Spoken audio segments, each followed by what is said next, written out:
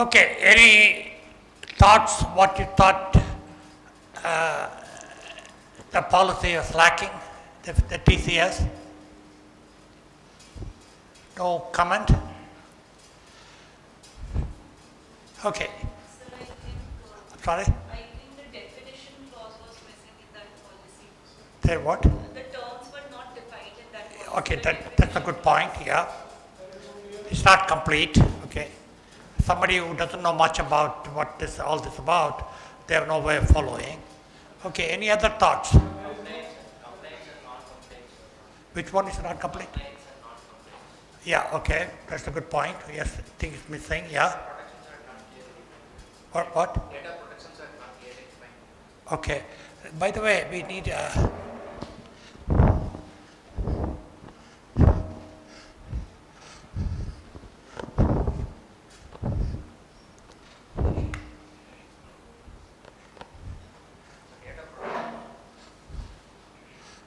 The data protections are not clearly defined.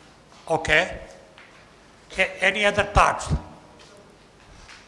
is no clear statement of policy.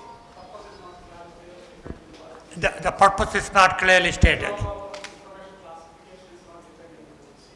Okay. Whether it is what is the classification of the no information regarding contacts, ratings of any statements is from the data. There is no clarity on how it is responsibility. That's the good point. Precisely. Very good point, yeah. There are no ways for some policies to involved in this. Some see whether they are dealing something with some policies or with that is not properly. Yes. Overall clarity is not there. Okay, good point. Any other thoughts? Sir, in terms of stakeholders, 10, 15 years back, possibly a private company like TCS, their stakeholders are, when policies are meant for the employees and possibly the external stakeholders, parties which is mentioned. Right. I think witnessing what's happening in the last 10 years, I think every such a major company also has an accountability towards the society and larger ecosystem. So if you don't manage your information security properly, like TCS is only managing the Indian database reservation system. If they don't protect the data properly, it's going to impact The other clients. yeah. So some answerability is also there towards the public. So it's only talking about external parties Yes. and employees, Right. ignoring the rest of the The clients, yeah. Okay, so any more thoughts before? Yeah, so, okay, my main faults with that thing are the following. If you are going to have a security policy, you should say who is responsible for what. That information is completely lacking. You know, it sort of alludes to various departments will be in charge, but you got to state, you know, what the responsibility for CISO, do you have a CISO, do you have responsibility for, you know, developers, whatever. In other words, who is responsible for what? Who is accountable? In other words, you don't come up with a policy without saying, okay, you know, this person is accountable for making sure this happens. That's just not there. The other one, the gentleman suggested, policy should have some contact points so that somebody asks a question they can ask, tell me, I don't understand what you're talking about. Can you please explain to me? That is not there, okay? So essentially, it looks like they don't want too many people to ask them what's it all about. And defining the roles or who is responsible for what is just not there at all, okay? So to me, those are the main things. I mean, you know, any policy you can always find something else is wrong as well, but I think not defining accountability and people who should be accountable are not defining contact information. That's what's lacking. And remember, TCS is a major software service company. I mean, they have a lot of clients. And a software company should be, in my view, should have a better information security policy. Okay, the other one, of course, you will get feedback, exactly, what your policy, how your policy can be improved, okay? Okay, now let's go to the today's topic. Okay, any more question on this? What is an exemption clause? There is an exemption clause in the security policy, in some policies. What exactly is the exception clause? Exception, who don't have to follow the security policy? Yes. So what exactly we have to write in that? Oh, okay, that's a good point. For example, you might want to say, it is not applicable, this policy only written for users and employees. It is not written for our suppliers. So you could clearly say, look, we will have separate policy for our suppliers. We'll have separate policy. This policy basically pertains to only this block of people. So that's what you should say, okay? Any other question? So again, we gave you the exercise so that you think through, not necessarily we were expecting a perfect answer. The first exercise basically makes you examine, how good a particular policy is. The second exercise is, of course, make you think through what you need to put in a policy, okay? So I'm not expecting a perfect answer, okay, but it's again exercise to think through what needs to go into policy. Okay, so let's just, this is the resources for the previous session. So today the focus is going to be introduction to privacy, okay? Or sorry, the whole day is going to be on privacy. We're going to have 3 different talks, or at least 2 talks and 1 tutorial. First, I'm going to talk about what exactly is privacy and how is privacy is related to security. Then Prakash is going to be talking about the legal aspects, especially Indian legal aspects of privacy, okay? And then I'm going to come back and talk to you about how to write a privacy policy. That's the tutorial, okay? So at the end of today, you should have a good idea about what constitutes privacy and why is it important, why is it always grouped with the security, and of course how to write a privacy policy for your enterprise, okay? So that's what we're going to do. All right, let's do, so that's what for this session, our focus is going to be learning what exactly is privacy, why is it a growing concern, and understand a related term or a concept called the PII, personally identifiable information. This is very important. If you look at any privacy law, it will talk about PII, okay? And then we will examine what are the principles behind privacy laws. In other words, regardless of which country it is, there got to be some uniformity in what what should the privacy law should address or be concerned with. And of course, we are going to talk about the relationship between privacy and security, why always cybersecurity people have been interested with that privacy concerns are addressed. Okay, so that will be the purpose of this session. Okay, privacy, first of all, it didn't happen, or privacy concern, it's not very new. It has been going on for a while. Okay, it started in the late 19th century when cameras became very popular. Essentially, portable cameras in the 1890s, and people were taking pictures, and a lot of private occasions were shared by tabloid or whoever you can think of, and that is why it started. So first, America asked, is there anything called privacy? Should there be a part of law of privacy? And as you probably know, there's a judge called Brandeis, who basically says people have the right to have privacy, and the Constitution in the US indirectly guarantees it. Same thing happened here. The Krishna Commission, it basically says Indians do have the right to privacy. Okay, so there's another similar thing.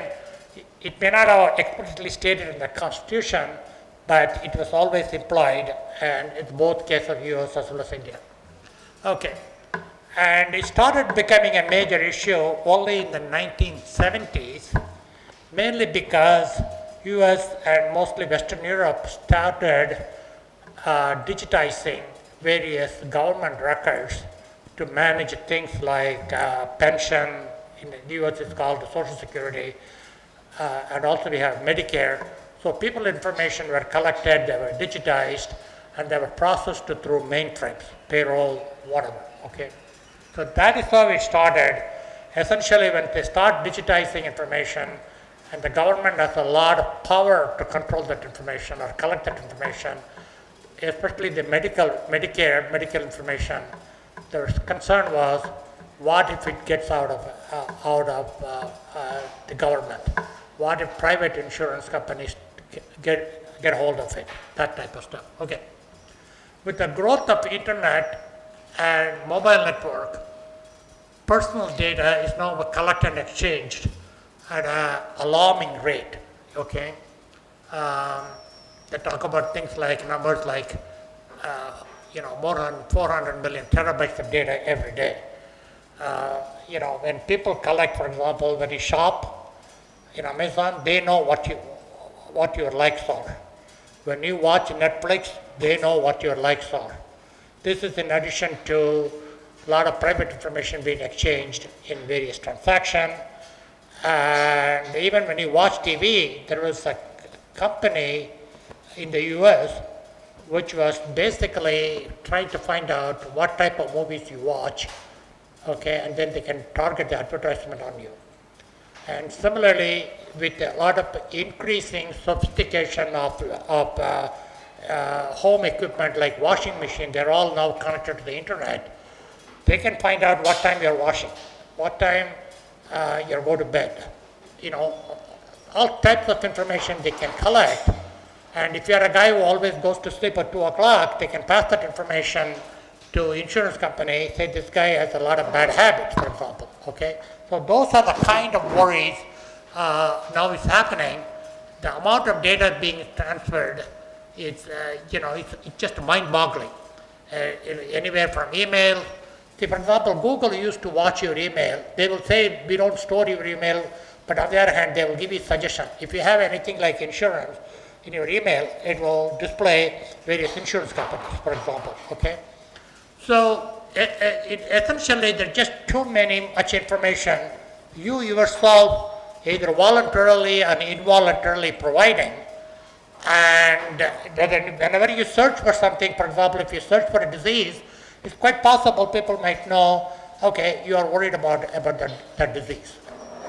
Okay, so anyway, so that's what is happening, and we are contributing to enormous amount of our footprint in the internet. Okay, so this figure is constantly growing as more people and businesses use the internet for everyday purposes. That is why privacy is a major issue. Every time you do anything online, you are involuntarily or voluntarily giving more information, and that information, when it is collected and tied together, you give one company one, you come with another, they're tied together. Essentially you're revealing yourself more about you than you probably ever imagined. Okay, so that is why it's becoming a concern. As you possibly know, India in August 2003 did pass a privacy law, which will be talked about later on. Okay. Now the question is, what exactly is privacy? okay? We all talk about the word privacy, but what exactly is it? Okay, it varies from person to person, okay? For some, it is the health data. They don't want the health data to know everybody, okay? Because they're very, afraid, and they don't want to, even their close relatives to know.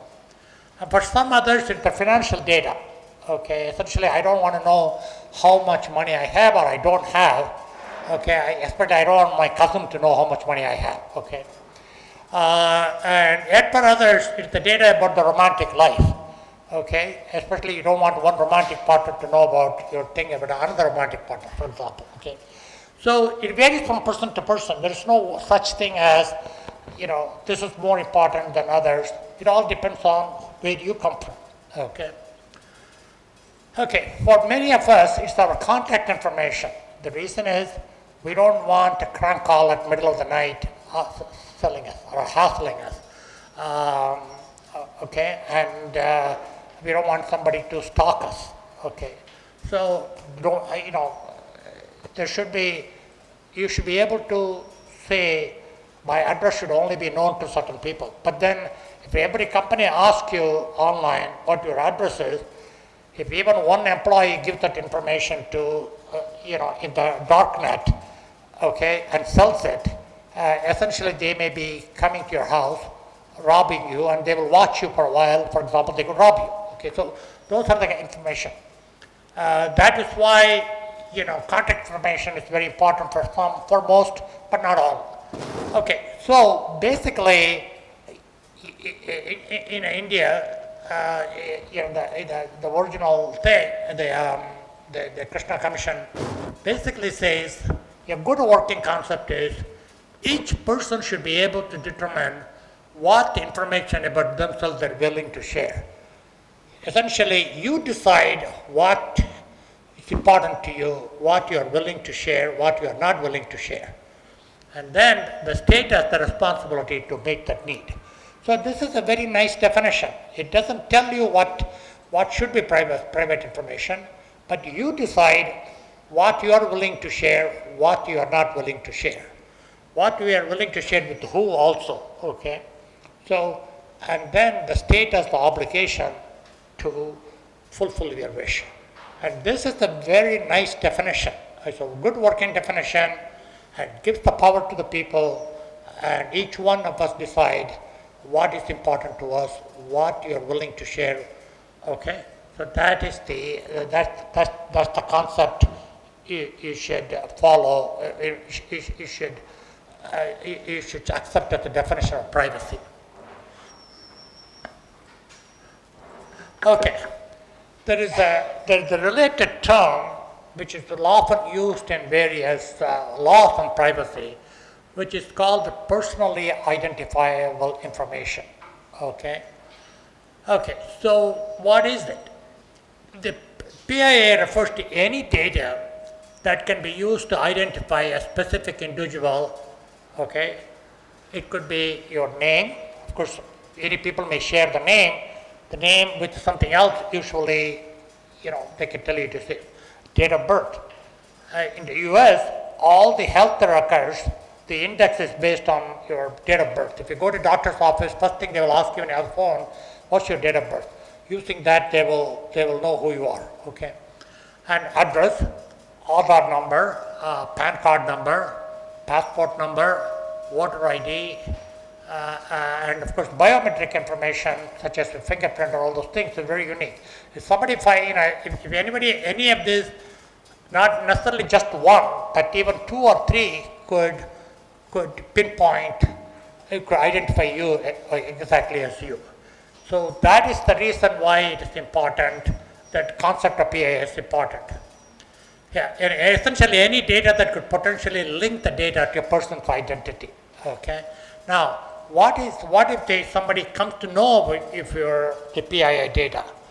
Then they can lead to impersonation, financial fraud. Somebody can call your bank and apply for a credit card on your name, but then they spend the money, charge the credit card, using the information that you have, because the bank will say, okay, this person has a good credit history, I'm going to give them this person a credit card, and then they will charge it up to 10,000 rupees, and then they'll discard it, by which time the bill will come to you. You will wonder, I never asked for this. Okay, impersonation, get to other sensitive data. They can call up your doctor's office, oh, please send me the latest blood test. Okay, and then they can sell that information to some other insurance company or a potential employer. So you don't, and you have a problem getting another job. Financial fraud, stalking, harassment, insurance denial, and so on and so forth. The moment people get your information, they can misuse it. In fact, they are interested in this information mostly to misuse. Okay, so that is why PII is very important. Okay, now, okay, so why cybersecurity people are interested in privacy, or why privacy is always grouped with cybersecurity? Very simple. The role of, once something identified as a private information, that private information have to be protected, that the data has to be protected. What does that mean? That means only the right people should be able to see that information. Only the right people should be able to modify that information. Okay, and only the right people should be able to delete that information. Okay, so that means usually it requires authentication and access control.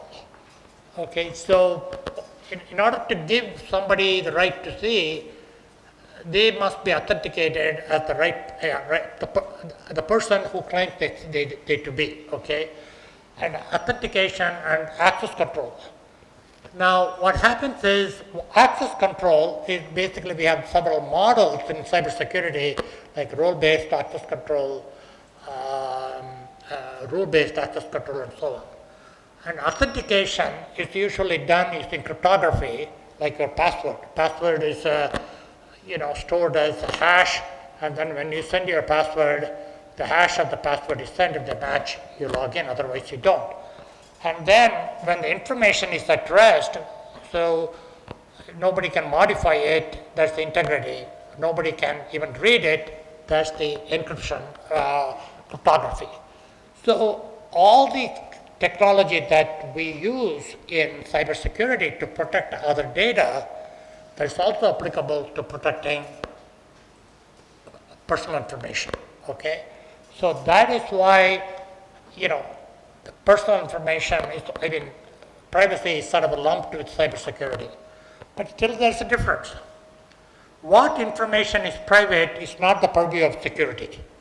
That is only you and the privacy laws can decide.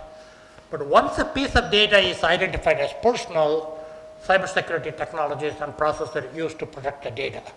So cybersecurity is not concerned about defining what is privacy, what is private data.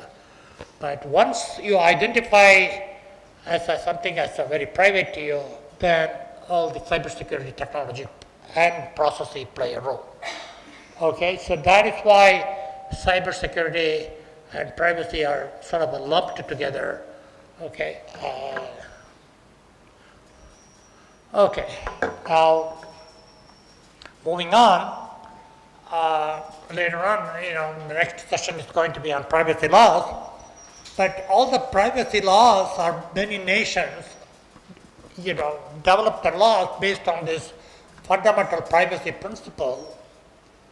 And originally it started in 1973, what's called Fair Information Privacy Principle, that have the origin in the US in protecting the medical information I was talking to you about when they first started digitizing.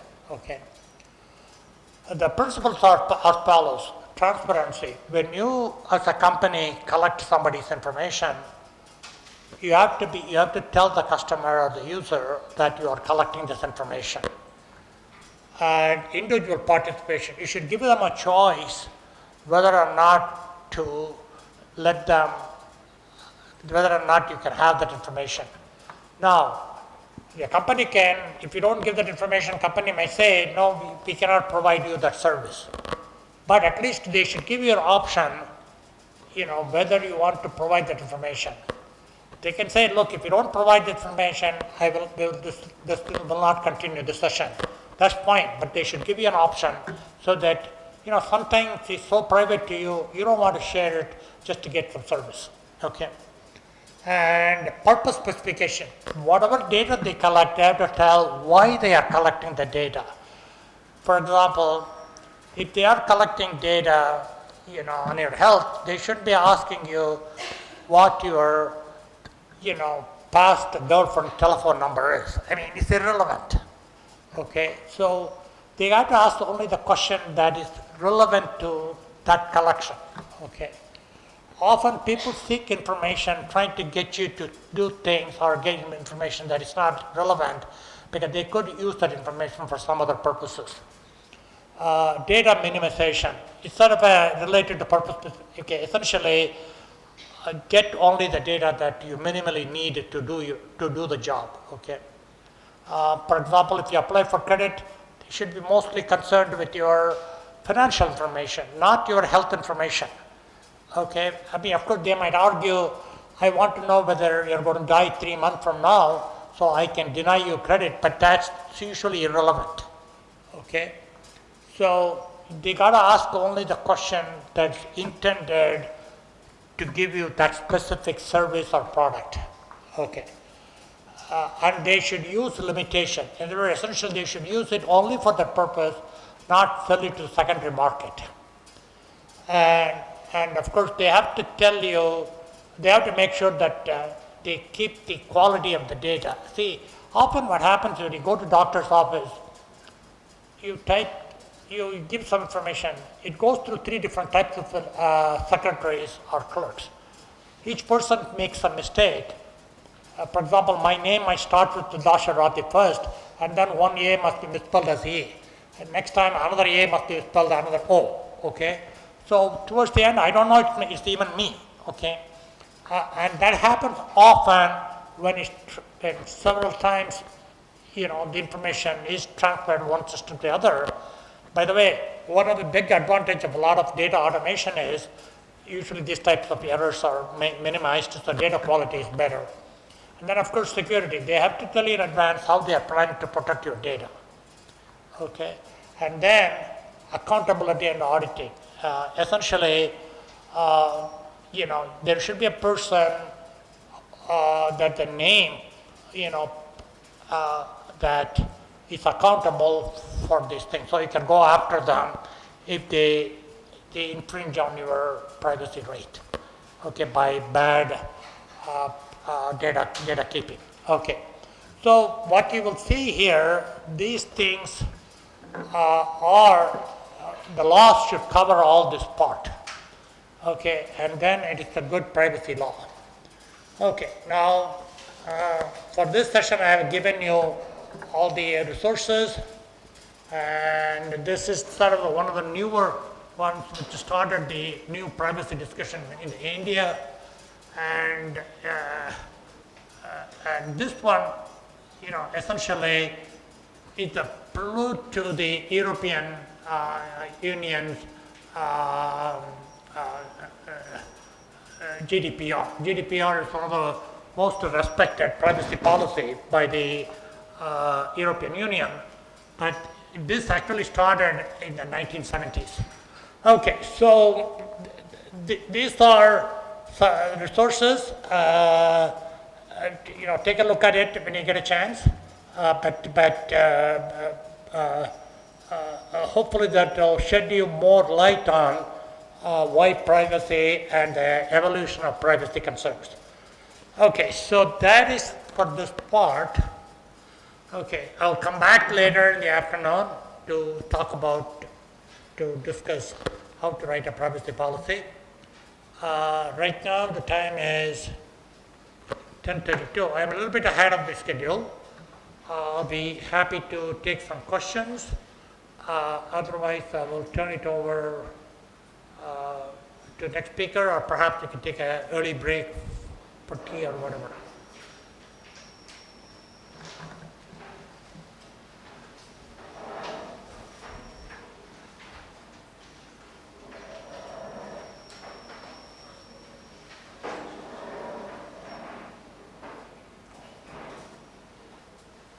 Okay, any question?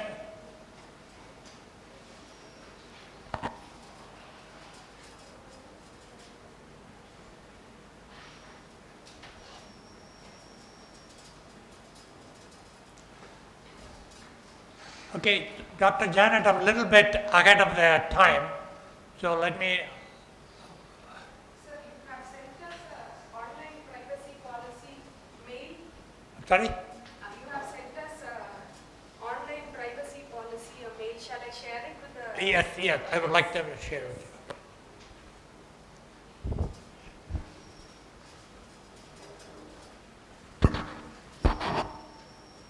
I will send the trust policy statement guidelines to the WhatsApp group. Please open that.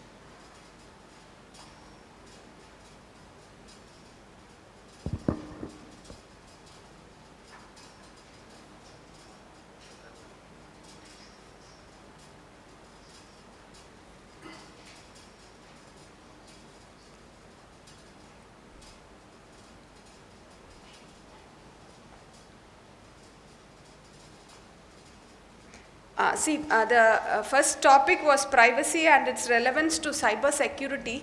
And privacy is about how much of your information others know. I just want you to. I'm sorry. I just want you to check how much of privacy aware you are, which I normally give to my students in class. Can you take your mobile phones and go to the privacy settings of your mobile? In your mobile phone, you can open the settings and you have a privacy setting there. Privacy and security. Yes? How many of you have your location services on? 1, 2, 3, 4, 5, 6, 7. Okay, if you have it on, then you are 1 point down in your privacy, because all the apps on your mobile phone will be able to know where exactly you are, and they would be able to track you. Okay, and then you have the camera.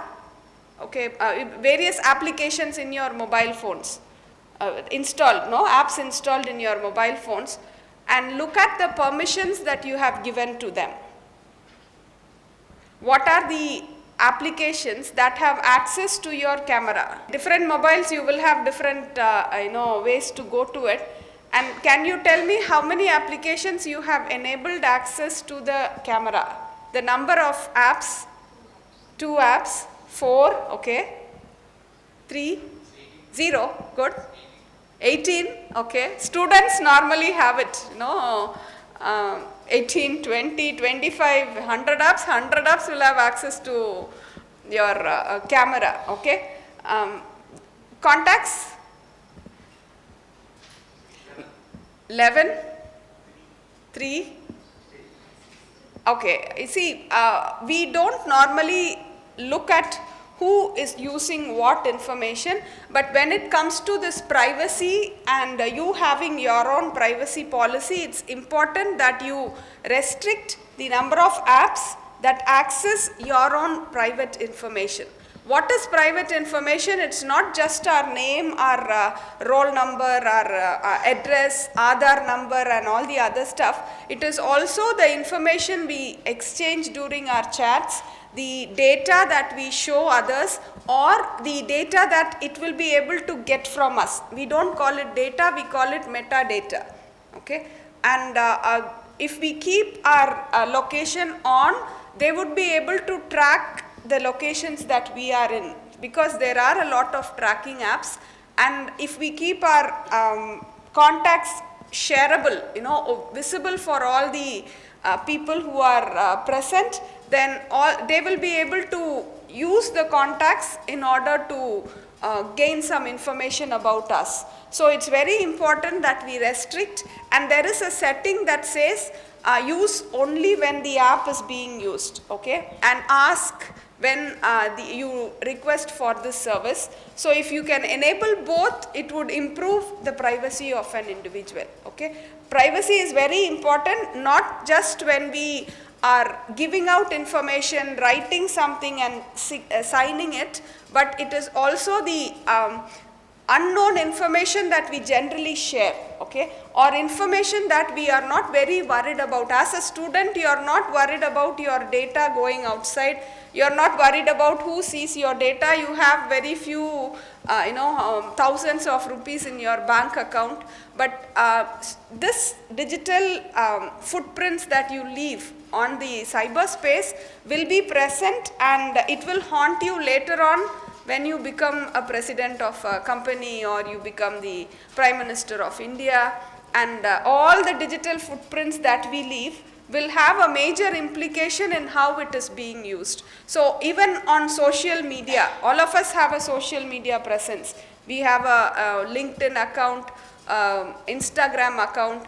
It may feel very intrusive when you think that I should not restrict myself, I should have so many followers, but it's important that you know who is following you and what comments they are doing on you, and how is your information being used on the internet, and whether it is being exploited by some marketing company or not, and that will infringe on your privacy. You may not feel that it is your privacy initially, but over a period of time you would have heard about trolling, about people trying to cyber bully. All these problems occur because of lack of knowledge about privacy of the individual, okay, and many companies have started setting up laws now that would prevent small children from handling the social media. And one other thing that happens is, unknown to you, when you are installing an application, it asks for all the access information. So it's very important to know what apps you have installed in your mobile phone, because on a laptop we have security, we have an antivirus, and we depend on the antivirus to do that for us. But on a mobile phone, we depend on the OS in order to provide with the security, and these permissions are actually given by us. It's a give and take policy that the app developers use.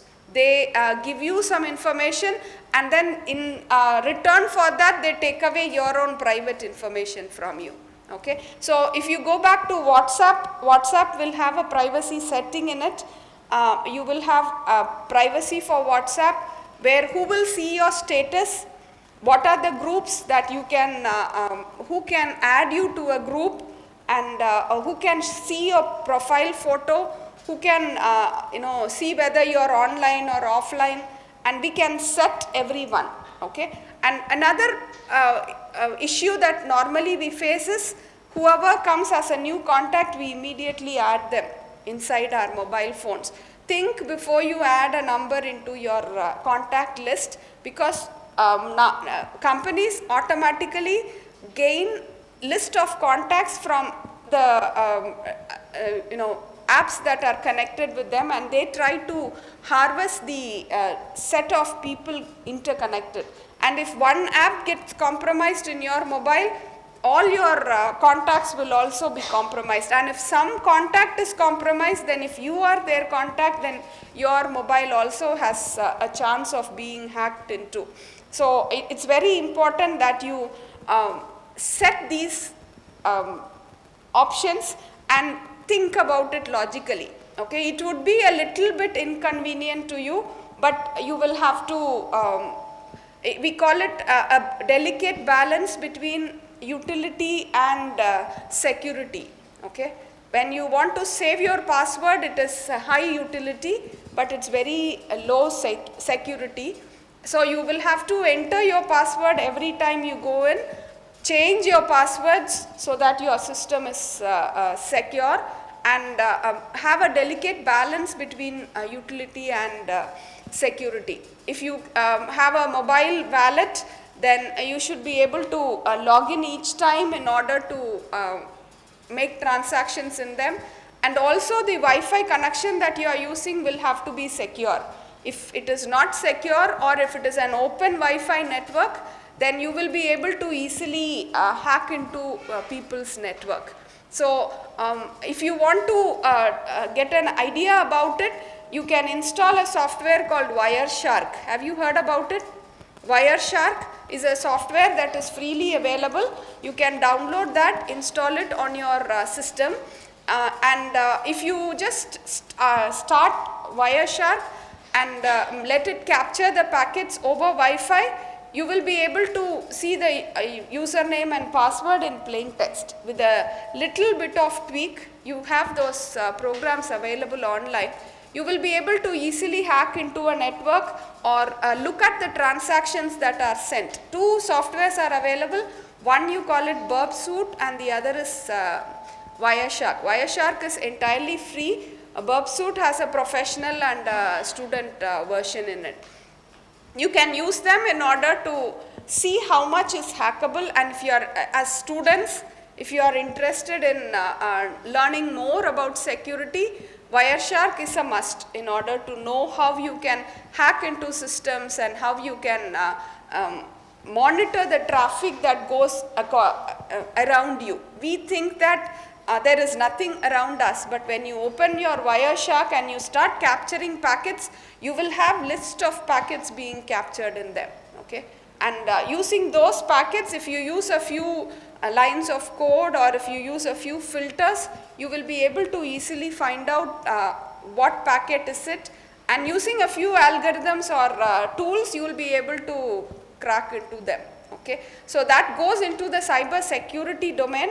Since the vulnerability is there, we have to be very careful, because we normally are careful with our laptops. We don't connect it to the internet, we don't connect it to the Wi-Fi 24/7, but with our mobile phones, we just leave it as such.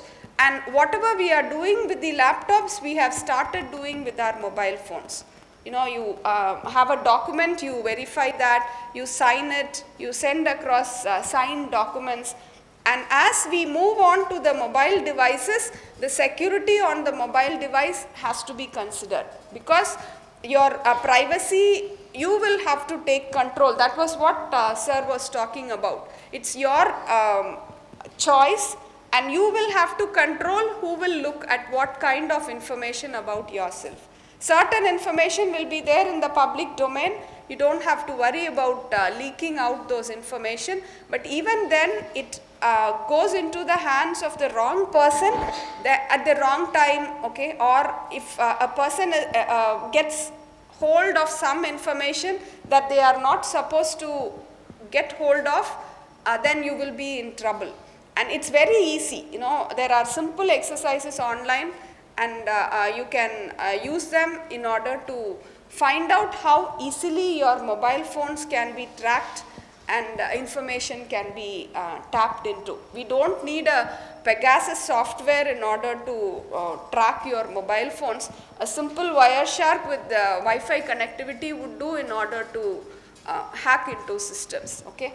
So privacy is a constraint that we do for ourselves, and the next tutorial that we are going to do is developing and accessing a privacy policy. Why I tell you this is, in the US or the other countries, privacy is taken a lot of, given a lot of significance. Whereas we in India are community oriented people. So we don't worry about who knows what information, and maybe in a family everyone knows every information available between people. And in a community, you know, households live together and we share information. When there is a common meeting, we all come together and we just share information about ourselves, okay? But whereas in the US or other countries, their privacy laws are very strict. You know, the parents will have to knock when they enter into the rooms of the children. Whereas in our case, we don't even have a room for children, no? We'll say every room belongs to everyone. This is the biggest problem that we have, where we have a community culture where we all live together, but there are privacy constraints in them. Can you think of some privacy constraints we have within the Indian cultural system, which you are aware of? You go to a marriage ceremony. Males and females. Sitting separately, okay, South good. India, but I belong to Central India, North India, so there. So the women will be together and the men will be together. Certain festivals or certain traditions, the women only join together and do, the male only join together and do. Good, okay. Anything else? Because we are a community. You think about a marriage function, we all come together in one big hall and we just talk with each other. And do we have privacy constraints in them? We do a lot. But without our knowing, it has been transferred from our elders. One, yes? Anything that you can think of? We cannot say that we are, privacy law deficient and we don't think about privacy at all. We have our own system of evolving a privacy policy. What happens when a group of elders are talking together? What happens to all the children? All the children play separately, the elders do separately, the youngsters work with separately. And when a child goes to a place where the elders are talking, they say your place is not here, go back to your group and play together. Informal way of creating social networks that will share information relevant to each other. And when the people who organize the event are together, they have their own codes and rules, and everyone is not aware of all the rules. There will be one person who will tell you what exactly has to happen or how the ceremony has to happen, and depending on which country, which state you belong to, depending on which traditions you follow, the marriage ceremony also changes. Okay? And all these are certain constructs that we have, which every individual has a choice in order to make. And we don't have to follow the strict privacy rules that the Western culture follows. That's why we have drafted the data protection bill now that is customized to the Indian context, so that we will be able to share whatever we have according to our own terminology, not according to what policy Google gives me or what policy the Meta gives me or what policy X provides to me.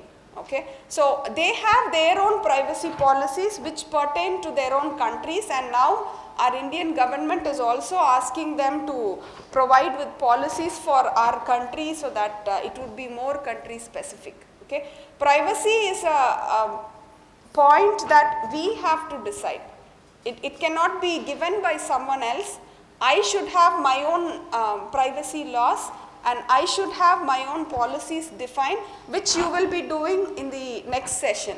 Developing and accessing a privacy policy, we can look at various policies that are available, try to find out what is good in them and try to incorporate them onto a policy that we have. Okay? And it may not be equivalent to a corporate policy, and for students your privacy policy would be different. But imagine yourself as a CEO of a company later on, and then try to define your privacy policy, so that you will be able to take the right decisions from now on, and it will not haunt you later. Okay? Because your data which you give on the internet cannot be taken back. There will always be a footprint of yourself you leave on the internet every time you use the internet, and we have to be very careful about what we use or how we use. I have shared a trust e-policy statement guidelines PDF in the group. Please download the document and save it in your system. You need the document when we do this exercise. So we will have this session this afternoon. Hopefully you will take a look at it before we come to the afternoon session. Anyway, that's why we're just given you.